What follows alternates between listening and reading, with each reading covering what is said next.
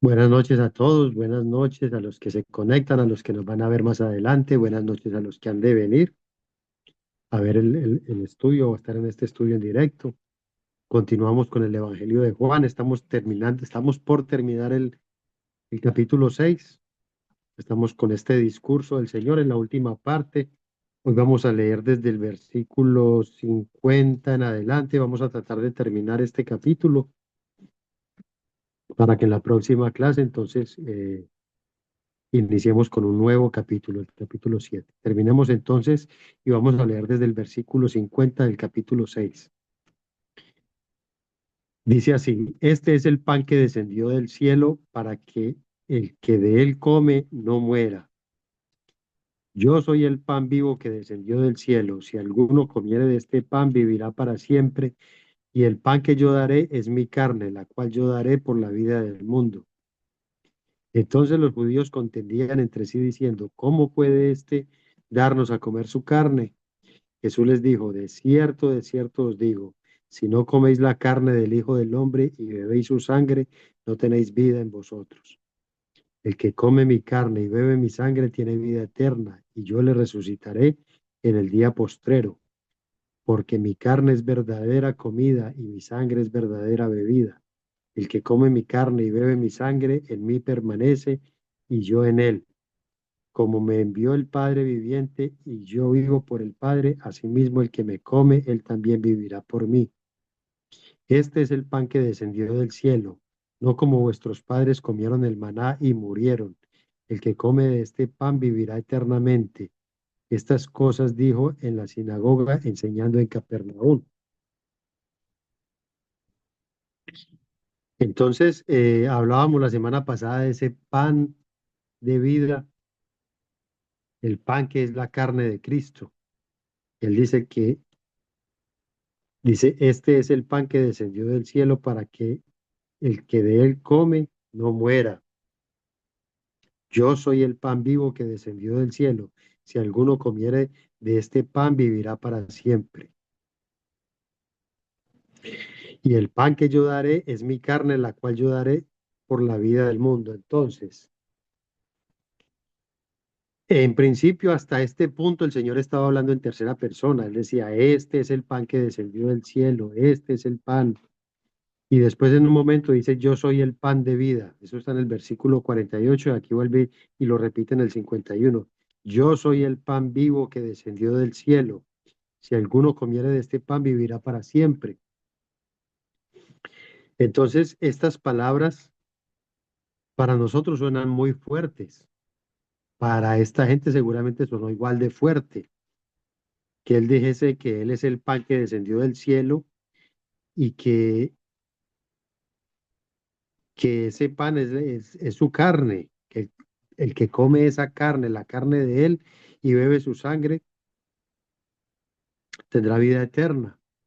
Entonces, para nosotros hoy que tenemos toda la revelación, que podemos leer y entender que lo que el Señor estaba hablando era algo espiritual y no físico, como se pudiese entender y como lo entendieron aquellas personas,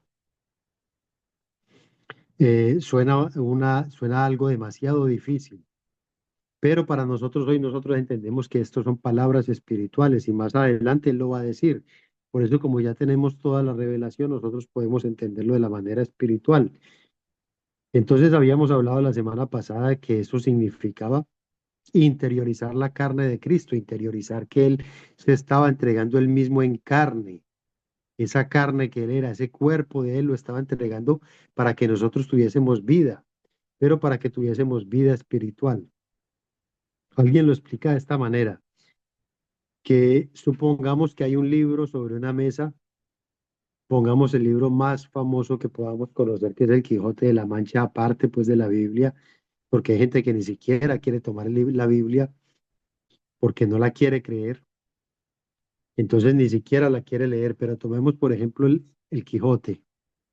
Si este libro está sobre una mesa y lee el título El Quijote de la Mancha, sabe que es un libro muy famoso, pero hasta ahí nomás, no tiene más nada, no ha interiorizado ese libro, pero cuando lo lee y empieza a disfrutar las historias que hay allí, ya lo tiene dentro de sí, ya lo tiene dentro de su mente, dentro de su corazón, y puede recordar muchas cosas de ese libro, muchos pasajes de ese libro. Y entonces ya está interiorizado, ya es parte de esa persona porque lo tiene ya en su mente. Y muchas veces se puede deleitar recordando, simplemente meditando en ese libro y recordando, se puede deleitar de esos pasajes. Quiere decir que cuando estaba fuera de él, cuando estaba sobre una mesa y no lo había leído, no hacía parte de la vida de esa persona. Pero cuando lo leyó ya empieza a ser parte porque le gustó y se deleita recordando esas historias. Eso mismo sucede con Cristo. Cuando nosotros no lo conocemos, no es más que parte de una historia. Él es ese nombre para nosotros cuando no lo hemos conocido. Simplemente sabemos que existe alguien que se llamó Jesucristo, o que existió alguien que se llamó Jesucristo, que partió la historia de la humanidad en dos, pero hasta ahí no nos interesa saber más nada, pero cuando leemos, aprendemos de él, meditamos en él, empieza a ser parte de nuestras vidas. Ya está en nuestro interior, ya lo interiorizamos. Eso es el significado de comer la carne de Cristo, interiorizarlo. Y cuando nosotros creemos en su palabra, creemos en lo que Él dijo y creemos que Él es vida y que Él nos da la vida eterna, con más gozo nos deleitamos en meditar en Él. Y en ese momento estamos comiendo su carne, estamos disfrutando de comer su carne, de la carne que Él entregó por darnos vida y de beber su sangre, porque sabemos que su sangre es la que nos limpia del pecado y nos lleva a la vida eterna. Entonces, de esa manera más o menos se explica que el significado de comer su carne y beber su sangre, que lo dijimos la semana pasada también, que era interiorizar lo que Cristo es, lo que Cristo hizo por nosotros y lo que nosotros tenemos al creer en Él y al meditar en Él, al creer en su palabra. Nosotros tenemos vida eterna. Pero también hablábamos de ese creer. Creer es aceptar que Cristo es el Hijo de Dios, creer en su palabra, saber que su palabra es verdad y obedecerla. Entonces también esa parte es importante. Nosotros necesitamos obedecer su palabra para poder tener esa vida eterna. Ya creímos que lo que él dijo es verdad, ya creímos en su palabra y creemos que esa palabra es cierta. Ahora lo que nos falta es obedecerla para que Cristo esté completamente en nosotros y tengamos esa vida que Él nos ofrece. Cuando Cristo está en nosotros, nosotros tenemos vida, como Él lo dijo aquí. Como me envió el Padre viviente y yo vivo por el Padre, asimismo el que me come, Él también vivirá por mí. Así que nosotros, al tener a Cristo en nosotros, en nuestro interior, al nosotros creer en Él, al haber comido su carne y bebido su sangre, nosotros tenemos vida en Él porque Él tiene vida en el Padre. Vuelvo a leer esta partecita, porque como mi carne es verdadera comida y mi sangre es verdadera bebida, el que come mi carne y bebe mi sangre en mí permanece y yo en él. Como me envió el Padre viviente y yo vivo por el Padre, asimismo el que me come, él también vivirá por mí. Entonces, esa es la manera en que nosotros tenemos vida. Cristo tenía vida en el Padre o tiene vida en el Padre. Nosotros tenemos vida en Cristo, así que el Padre nos asegura esa vida eterna a través de Cristo, a través de asimilar lo que Él hizo por nosotros. Dice aquí más adelante, este es el pan que descendió del cielo, no como vuestros padres comieron del maná y murieron. El que come de este pan vivirá eternamente. Entonces, como a él lo comparaban y él estaba hablando de que, recordemos que a él le pedían una señal más grande que la que hizo Moisés, que era el maná en el desierto, y que él les decía que no fue Moisés quien les dio ese pan que descendió del cielo. Ese pan se los dio el Padre eterno, pero ese no era el verdadero pan que descendía del cielo, aunque caía del cielo, no era el verdadero pan porque aquellos murieron después de haber comido el pan con los años murieron, eso no les dio la vida eterna. Pero el que come el otro pan, el verdadero pan, el que descendió del cielo, tendrá vida eterna, porque aquel pan era físico, este pan es espiritual. Y para nosotros tener esa vida espiritual, esa vida eterna, entonces tenemos que comer el verdadero pan. Aquel otro era un símbolo del pan que debería descender del cielo. Recordemos que Lo habíamos dicho en clases pasadas. Todo lo que sucedió en el Antiguo Testamento era físico y símbolo de lo que iba a suceder con Cristo. Todo lo que sucedió con Cristo ya fue cumplimiento de aquello que era físico, cumplimiento espiritual en Él. Entonces Él ahora es ese cumplimiento de ese maná, pero de manera espiritual y de manera verdadera. Aquello era solo un símbolo. Y también recordemos que esto está haciendo alusión a la cena del Señor en el aposento alto, cuando el Señor partió el pan y repartió el vino. Él dijo, esta es mi carne que por vosotros es entregada, y este es mi cuerpo que por vosotros es partido, y este es la sangre que por vosotros es derramada. Entonces esto está haciendo alusión a esa parte que todavía no la hemos visto. Esto va como en el capítulo 13, que es el sermón en el aposento alto. Entonces, esto es parte de eso, pero aquello también es un símbolo, porque ese pan es físico y ese vino también es físico. Lo que el Señor nos está hablando es espiritual y hay que discernirlo de manera espiritual. Aunque aquello que Él nos va a decir más adelante hay que hacerlo, pero es solamente un símbolo. No es que el comer ese pan ya nos da vida eterna, porque hay quienes creen eso. Hay quienes creen que al comer la cena del Señor, al participar en la cena del Señor, ya tienen vida eterna. Y no es eso, es simplemente un símbolo, un recordatorio. Entonces dice que estas cosas dijo en la sinagoga enseñando en Capernaum, así que él estaba en una sinagoga enseñándole a judíos, enseñándole todas estas cosas. Vamos a leer un poquito más del 60, el versículo 60 en adelante. Este pasaje lleva por título Palabras de vida eterna. Vamos a ver lo que dice estas palabras de vida eterna. Al oírlas, muchos de sus discípulos dijeron, dura es esta palabra, ¿quién puede oír? ¿Quién la puede oír? Sabiendo Jesús en sí mismo que sus discípulos murmuraban de esto, les dijo, ¿esto os ofende? Pues qué si vierais al Hijo del Hombre subir donde estaba primero. El espíritu es el que da vida, la carne para nada aprovecha. Las palabras que yo os he hablado son espíritu y son vida. Pero hay algunos de vosotros que no creen, porque Jesús sabía desde el principio quiénes eran los que no creían y quién le había de entregar. Vamos a parar ahí, vamos a explicar un poquito esto. Esto está desde el 60 hasta el 64. Entonces dice en el 60, al oírlas, muchos de sus discípulos dijeron, dura es esta palabra, ¿quién la puede oír?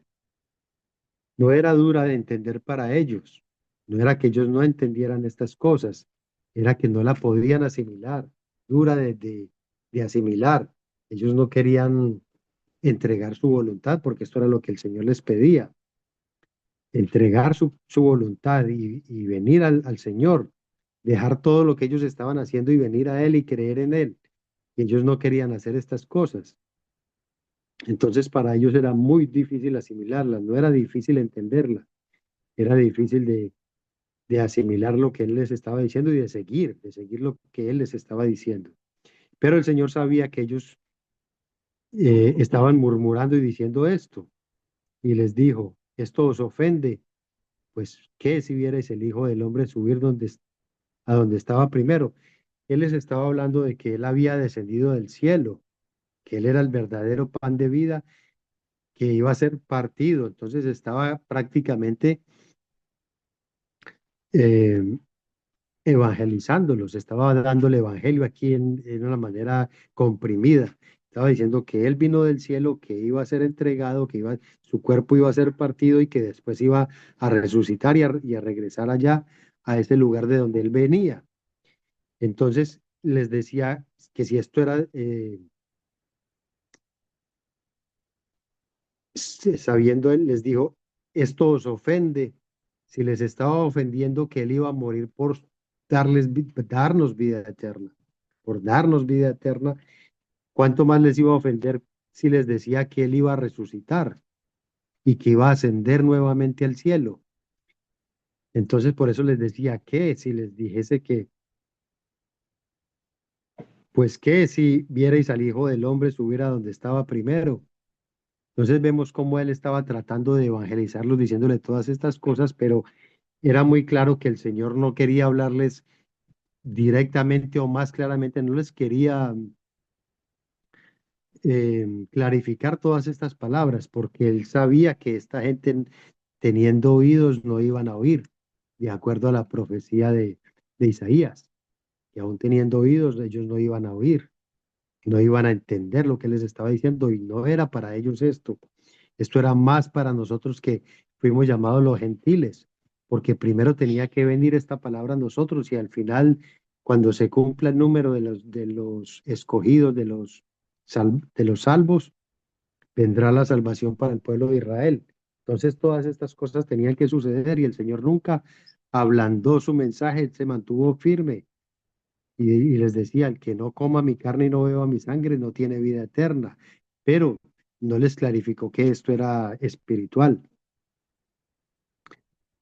Entonces, por eso les decía, ¿qué tal si les hablo de la resurrección? De que voy a ser partido, de que voy a ser muerto y después voy a resucitar. Peor para ustedes porque no lo van a querer entender, no van a querer oír estas palabras. También dice aquí más adelante, el espíritu es el que da vida, la carne para nada aprovecha. Las palabras que yo os he hablado son espíritu y son vida. Trató de ser un poco claro, pero sin clarificarles completamente. Él les está diciendo, la carne para nada aprovecha. Yo no les estoy diciendo que coman físicamente mi carne. Las palabras que yo os he hablado son espíritu y son vida. Son cosas espirituales, son vida eterna. Lo que él le estaba diciendo era vida eterna, pero de manera espiritual.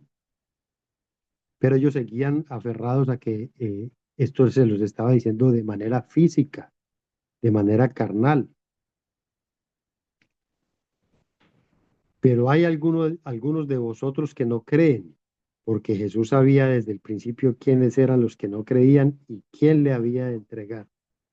Entonces el Señor conocía sus corazones y sabía que muchos de ellos no le creían, que muchos de ellos no iban a creer, que eran muy pocos los que iban a creer. Y aún el Señor aquí estaba hablando de aquel que lo iba a entregar, de aquel que iba a ser eh, el traicionero. Ya estaba hablando de Judas, aunque no le estaba haciendo referencia directa, pero ya mencionaba quién lo iba a entregar. Él ya sabía todas estas cosas. Entonces, por eso el Señor no ablandaba sus palabras, simplemente seguía directo, hablándoles a ellos directamente y diciéndoles que ellos eran incrédulos, que para ellos eran muy difíciles estas palabras. Y dice que desde entonces muchos de sus discípulos volvieron atrás y ya no andaban con él. Allá había toda clase de discípulos, nuevos discípulos, discípulos que habían estado con él casi 3 años o discípulos que habían estado meses. Pero en este punto, llegadas estas palabras, la mayoría de ellos volvieron atrás y no quisieron seguir más a Cristo. No pudieron recibir estas palabras, no las pudieron entender. Entonces lo que ellos hicieron fue dar marcha atrás y no seguir más a Cristo. No quisieron seguir con él. Eh, Dijo entonces Jesús a los 12, ¿queréis acaso iros también vosotros? La respuesta de Simón Pedro, Señor, ¿a quién iremos? Tú tienes palabras de vida eterna. Y nosotros hemos creído y conocemos que tú eres el Cristo, el Hijo del Dios viviente. Esta debería ser la respuesta de todo creyente cristiano y para el Señor aquí debió haber sido sorprendente, aunque Él conoce todas las cosas. Pero después de que mucha gente lo abandonó, después de que muchos de sus discípulos se fueron, encuentra una respuesta en Simón Pedro. Señor, ¿a quién iremos? Tú tienes palabras de vida eterna y nosotros hemos creído y conocemos que tú eres el Cristo, el Hijo del Dios viviente. Y esta, como dije, esta debería ser la respuesta de todo cristiano, de todo aquel que acepta a Cristo, de todo aquel que habla de nuestro Señor Jesucristo.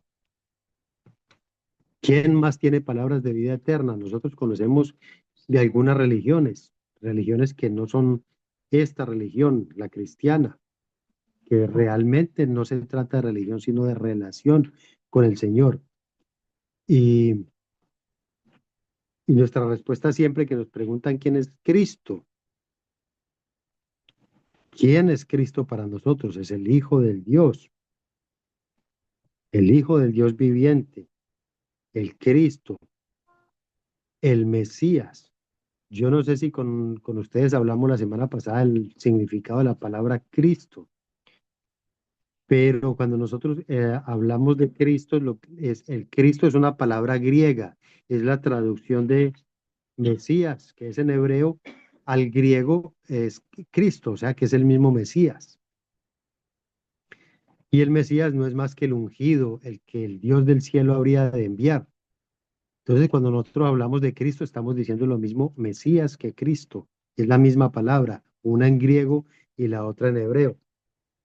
Entonces, cuando nosotros decimos que Él es el Cristo, estamos diciendo Él es el Mesías o el enviado del Dios, el que Dios había prometido enviar. Ese es Jesús. Y Él es el único que tiene palabras de vida eterna. Él es el único que nos promete vida eterna. No hay ninguna otra religión en la que nosotros tengamos esa promesa de vida eterna, sino en Cristo. Solo Cristo tiene esas palabras. Los demás, ningún otro. En ninguna otra religión encontramos estas palabras de vida eterna.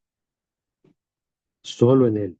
Ni siquiera estos radicales que hablan de Alá. Alá no es este mismo Dios de nosotros. Aunque ellos aseguran que es el mismo Dios, no es el mismo Dios de nosotros. El Dios de nosotros no nos envía a matar a todo aquel que no crea en Alá. Y ellos hablan de Cristo, pero como un profeta como Mahoma. Así que Alá no es el mismo Dios de nosotros, es otro Dios diferente. Y ellos no tienen palabras de vida eterna, no tienen un Salvador. Y como vimos, en ningún otro hay esas palabras y Pedro lo confiesa. Asimismo, nosotros deberíamos de confesarlo. Él es el único que tiene palabras de vida eterna y Él es el enviado del Dios viviente. Y Jesús le respondió, no os he escogido yo a vosotros los 12 y uno de vosotros es diablo. Aquí vuelve y habla de aquel que lo iba a entregar, aquí vuelve y habla de aquel que lo iba a traicionar. Y dice que uno de vosotros es diablo. Esto es otra palabra que nosotros tenemos que tener clara, porque diablo es otra palabra en griego, y diablo no significa sino engañador o traicionero, aquel que traiciona, aquel que engaña. Y sabemos que Judas engañó desde el principio, porque solamente nuestro Señor Jesucristo conocía su corazón, solamente el Dios del cielo conocía el corazón de Judas. Sin embargo, él lo escoge para que esté dentro de los 12, aún conociendo su corazón, pero él todo el tiempo lo engañó, engañó tanto a toda la gente, a todos los discípulos, que ninguno dudaba de él, ninguno había visto maldad en él, pero el Señor sabía que era ladrón. Le encargó la tesorería, aún sabiendo que era ladrón, aún sabiendo que él robaba y de la tesorería robaba y que su única visión era el dinero, la riqueza, tanto que entregó al Señor por 30 monedas de plata, porque solo estaba viendo ganancias físicas. Y entonces el Señor sabía que él era un engañador, un diablo. Cuando nosotros entonces escuchamos la palabra diablo, lo único que está diciendo es engañador, traicionero, todas esas cosas, todos los sinónimos son lo mismo de diablo. Y este hombre, Judas, tuvo tantas oportunidades al lado del Señor, quizás muchas más que muchos de los discípulos que estuvieron al lado de él. Él vio milagros, vio sanidades, escuchó las palabras del Señor y aún así él no estaba para salvación, porque él no escuchaba las palabras, él simplemente estaba en sus propios negocios. Tuvo todas las oportunidades que tuvieron todos los discípulos y tal vez muchas más porque estaba muy cerca del Señor, estaba en la tesorería, era parte importante dentro de los discípulos, Y a pesar de tener todas esas oportunidades, fue el engañador, fue el que el enemigo usó para traicionar a Cristo, al Mesías. Mucha gente cree que las iglesias están llenas de personas como Judas, de gente hipócrita, pero a la verdad no es cierto. Pueden haber algunas personas, pero no que todas las personas o que hayan muchos de esos dentro de las iglesias.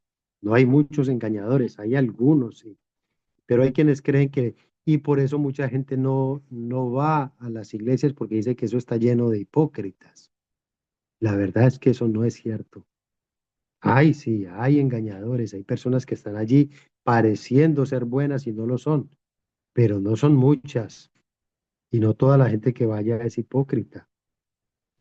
Entonces, el Señor mencionó dos veces en este sermón, dos veces que había alguien que lo iba a traicionar y que era diablo. Y aquí al final dice, hablaba de Judas Iscariote, hijo de Simón, porque este era el que le iba a entregar y era uno de los 12. Como vemos, Juan no hace mucha referencia, tal vez más adelante lo vamos a ver, pero cuando este Judas, y me voy a adelantar un poquitito a lo que más adelante veremos, cuando el Señor habla de ellos en el aposento alto, cada uno dice, Señor, seré yo, Señor, seré yo el quien te va a engañar. Y cada uno dice, seré yo, Señor. Pero cuando le toca a Judas, Judas dice, seré yo, Rabí, seré yo. Él no dice Señor, porque para él no era su Señor, para él era un maestro que enseñaba, como muchos lo ven, simplemente un hombre muy sabio, un buen maestro, pero no su Señor. Y, y si para nosotros Él es nuestro Señor, significa que nuestra vida le pertenece a Él. Para Judas eso no representaba, él no representaba a su Señor. Y por eso el Señor sabía que él no era un buen hombre, pero igual lo tenía dentro de los 12 porque tenía que haber ese enemigo, ese diablo que tenía que entregarlo, que tenía que traicionarlo. Entonces, para resumir, ese pan, ese pan de vida, esa carne que Él nos da a comer, ese pan que descendió del cielo, aquí en este sermón, Él proclama ese primer yo soy, yo soy. Y acordémonos que cuando Él dice yo soy, está haciendo referencia a esas palabras de Éxodo, del Éxodo capítulo 3 cuando Moisés le pregunta, ¿y y quién digo cuando hable con Faraón, quién digo que me envió? Y el Señor del cielo, el Dios del cielo le dice, dile que yo soy te envió. Entonces, cuando escuchamos ese yo soy, y dentro del Evangelio de Juan lo vamos a escuchar 7 veces diferentes, haciendo relación a un yo soy cada vez diferente. Aquí dice yo soy el pan de vida o la comida de vida. Después lo vamos a ver diciendo yo soy el agua de vida. Yo soy el agua de vida. Cosas fundamentales para la vida del hombre. Nosotros en la vida física, fundamental la comida.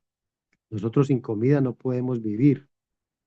Entonces, cuando Él dice, yo soy el pan de vida, es ese fundamento, algo fundamental, algo que sin eso no podemos tener vida. Ese pan, como dijimos en la clase pasada, también significa comida, una comida que es esencial para nosotros. Y también vuelvo a recordarlo, lo dijimos en la clase pasada, que esa comida si está fuera de nosotros, no nos sirve para nada. La comida hay que ingerirla, digerirla, para que esa comida sea beneficiosa para nosotros. Asimismo tenemos que hacer con Cristo. Él es ese pan, esa comida que necesitamos comer, digerir, para que sea parte de nosotros y para que nos pueda dar vida. Pero esa vida es vida eterna. Entonces aquí nos encontramos con ese primer yo soy esa comida fundamental para la vida eterna, como la comida física es fundamental para la vida física, yo soy esa comida fundamental para la vida eterna. Entonces ese es el primer yo soy que vamos a encontrar dentro del Evangelio de Juan. Y con estas palabras entonces terminó el Señor este discurso, hablando de uno de los 12. Jesús le respondió, no os he escogido yo a vosotros los 12, y uno de vosotros es diablo. Y hablaba de Judas Iscariote. Acordémonos que dentro de los 12 había dos Judas, Judas Tadeo y Judas Iscariote. Este Judas Iscariote era hijo de Simón, porque este era el que le iba a entregar y era uno de los 12. Bueno, aquí terminó este sermón con estas palabras de vida eterna, porque lo que él decía que era que esas palabras eran palabras de vida eterna, y Simón Pedro lo, lo confirmó cuando dijo, ¿a dónde iremos? Tú tienes palabras de vida eterna. Con esta parte terminamos este sermón. Vamos a dejar hasta ahí para no iniciar el nuevo capítulo, ese capítulo que sigue el capítulo 7, no iniciar ese capítulo, sino parar aquí con esta final de este sermón, que es un poquito largo, un sermón un poco largo, y, y luego en la próxima clase entonces entramos en el capítulo 7. Este es tiempo para hacer preguntas, no para hacer examen, preguntas a ustedes, sino para que ustedes hagan sus preguntas si tienen dudas o si tienen algo que aportar dentro de lo que han aprendido, dentro de lo que han escuchado de este capítulo 6. Pueden hacer aportes o pueden hacer preguntas. Adriana. Profesor, no, es un aporte solamente, eh, que me llama mucho la atención y que lo he leído varias veces y no lo había visto, así como usted nos acaba de explicar. Todos le dijeron, Señor, Señor, seré yo, pero Judas no le dijo Señor, Judas le dijo Rabí. O sea que en esa pequeña palabra, en esa pequeña diferencia, se estaba viendo el corazón de él. Por eso es tan importante tener quien nos explique, quien, quien nos enseñe estas cosas, porque seguramente todos hemos leído esa parte y no habíamos visto esa diferencia. En una sola palabra, él estaba mostrando quién era Jesús para él. Así mismo, y así pasa con muchos de nosotros. Nosotros podemos hablar del Señor Jesucristo y hablar muchas cosas, pero si Él no es nuestro Señor, si nosotros no lo asumimos, cuando nosotros le decimos Señor, significa que hay un pasaje donde habla del Señor de las ovejas. Nosotros somos las ovejas y Él es el dueño de las ovejas. El dueño de las ovejas hace con las ovejas lo que quiera, lo que Él quiera hacer con nosotros. Quiere decir que nosotros entregamos nuestra voluntad a Él, porque entendemos que Él tiene cosas mejores para nosotros que lo que nosotros en nuestra propia voluntad podamos hacer. Entonces, cuando nosotros decimos, Él es mi Señor, estamos diciendo que yo entregué mi voluntad a Él para que Él haga con mi vida lo que Él quiera. Pero yo sé que Él va a hacer lo mejor, porque Él siempre va a dar lo mejor para nosotros. Siempre va a tener lo mejor. Aunque nosotros pasemos por valle de sombra de muerte, aunque estemos en lágrimas, tenemos que entender que esas cosas son lo mejor para nosotros, aunque nos duela, porque eso es lo que el Señor está haciendo en nuestras vidas. Hay algo que me recuerda en este momento, que el Señor nos purifica como a plata. Y en una de las charlas de un ministerio que se llama Viva Nuestros Corazones, que es un ministerio de mujeres y que yo siempre lo repito, debería de ser para los hombres también, porque se aprende mucho allí. Dijeron que estaban estudiando ese pasaje donde el Señor nos purifica como a plata, como a la plata. Y entonces una de ellas se preguntó, ¿y cómo se purifica la plata? Y alguien dijo, yo conozco un joyero, le voy a preguntar a ese joyero qué significa purificar la plata. Y ella otro día cualquiera fue donde el joyero y le preguntó, ¿cómo se purifica la plata? Y el joyero empezó a explicarle. Bueno, a la plata hay que darle mucho fuego, fuego, fuego y fuego, meterle mucho fuego para que todo lo que es basura dentro de la plata vaya saltando, salga de la plata y vuele lejos. Y entonces le mostraba cómo hacía, cómo le daba candela a la plata y cómo saltaban chispas de algo que se quemaba y volaba lejos de allí, que era esa escoria, esa basura que había en la plata. Y ella le preguntó, está bien, ya veo cómo va saliendo la basura, pero ¿cómo sé yo que ya la plata está purificada? Y el joyero le dijo, ah, bueno, esa es la mejor parte. Yo ya sé que la plata está lista cuando mi rostro se refleja en ella, cuando mi rostro como joyero está reflejado en ella. Y el Señor dice, yo los purifico como a la plata. ¿Qué quiere decir eso? Que a nosotros terminamos de ser purificados cuando su rostro está reflejado en nosotros, cuando su rostro se refleja en nosotros.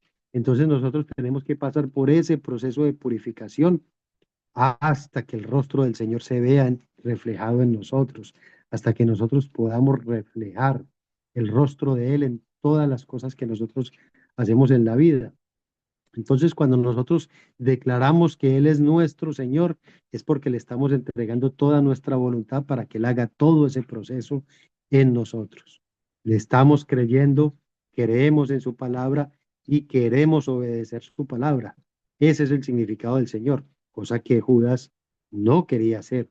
Judas no quería entregar su voluntad y hay mucha gente en la vida viviendo así, creyendo que está bien con el Señor, pero no quieren entregar su voluntad a Él. Eso es el significado de toda esa cosa, toda esa parte física que se vivió ahí, es el significado espiritual. Alguien que no entrega su voluntad al Señor y que simplemente hace lo que su propia voluntad le dicta. Así que esa parte es bien interesante, muy, muy interesante. Y por eso siempre decimos, no nos quedemos solamente con esto que aprendemos aquí, sigamos leyendo, releyendo estos pasajes, porque cada vez encontramos algo nuevo allí. Aquí hay muchas cosas que se nos escapan, que se nos van, porque hay que profundizar mucho en esto y no queremos dar mucha información porque queremos es tomar primero lo básico, la parte más básica del Evangelio, entender el significado de estos versículos, pero entender en la parte básica. Pero hay mucho más que podemos aprender de todo eso, muchísimas cosas. ¿Alguien tiene algo más que aportar o alguna pregunta que hacer?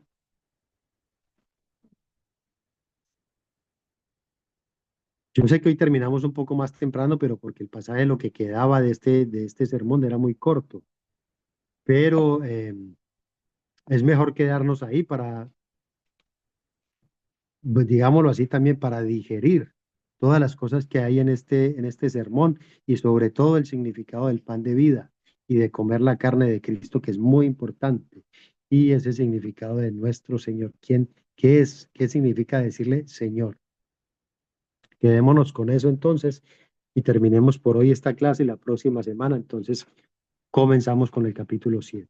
Vamos a orar para dar gracias y terminamos la clase. Padre, te damos muchas gracias, Señor. Volvemos a agradecerte porque todo esto que estamos viendo, todas estas cosas es porque a ti te place que nosotros hoy las conozcamos, a ti te place que nosotros hoy estemos estudiando tu palabra, tú has puesto en nuestros corazones este deseo de estudiar, este deseo de aprender de ti, Señor, de entender tu palabra.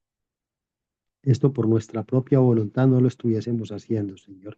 Es porque tú estás tomando el control de nuestras vidas, de nuestros corazones, de nuestros deseos y has puesto ese amor por tu palabra en nuestros corazones para venir y aprender. Gracias te damos, Señor. Te pedimos que sigas alimentando nuestras almas, que sigas alimentando nuestros espíritus para que podamos tener esa vida eterna que tú nos ofreces al interiorizar tu carne, al interiorizar tu sangre, el valor que tiene tu muerte en la cruz y el valor que tiene esa sangre que nos ha limpiado, esa sangre carmesí que vuelve blancas nuestras almas en medio de tanta suciedad y de tanto pecado. Gracias, Señor, por tu obra en la cruz. Gracias por darnos salvación y vida eterna. Y te pedimos, Padre, que siga llenando nuestros corazones de ese deseo de aprender de ti, de seguir buscando de ti, de seguir buscando en tu palabra. Te pedimos, Señor, que nos bendigas en este resto de noche, que nos sigas bendiciendo como todos los días, Padre. Te damos las gracias, pedimos tu bendición en el nombre grande, santo y poderoso de nuestro Señor, de nuestro Redentor y Salvador Jesucristo. Amén.